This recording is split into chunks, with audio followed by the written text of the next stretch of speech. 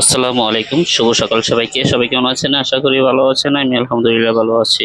মানুষ যতদিন বেঁচে থাকবে ততদিন জীবন সংগ্রাম চলতেই থাকবে। প্রতিদিনের মতো আজকে শুরু হয়ে গেল স্কুল ডিউটি। সকাল 8:30 থেকে 10:30 পর্যন্ত আমার প্রতিদিন শুক্র শনি ছাড়া ডিউটি করতে হয়। প্রথমে 8:30টার দিকে বাচ্চা একটাকে নিয়ে স্কুলে যেতে হয়, আবার 10:30টায় ছুটি, আবার মেয়েকে নিয়ে যেতে হয় 10:30টায়।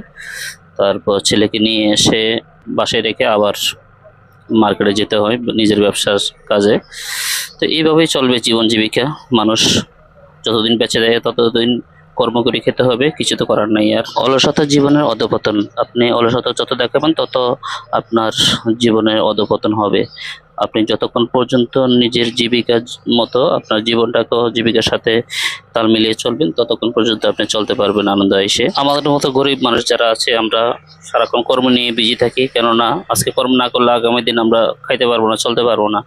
কিন্তু আমরা পরিশ্রম করলে আমাদের একটা সুখ আছে, আল্লাহ অন্তত আমাদের চোখে ঘুম দিছে। আপনার টাকা আছে, প্রচুর পরিমাণ টাকা আছে, দেখবেন যে আপনার চোখে ঘুম নাই, আপনার টাকা টেনশনে ঘুম নাই। আমরা টাকা নাই, রাতে পরিশ্রম করে এসে শোয়া মাত্র ঘুম।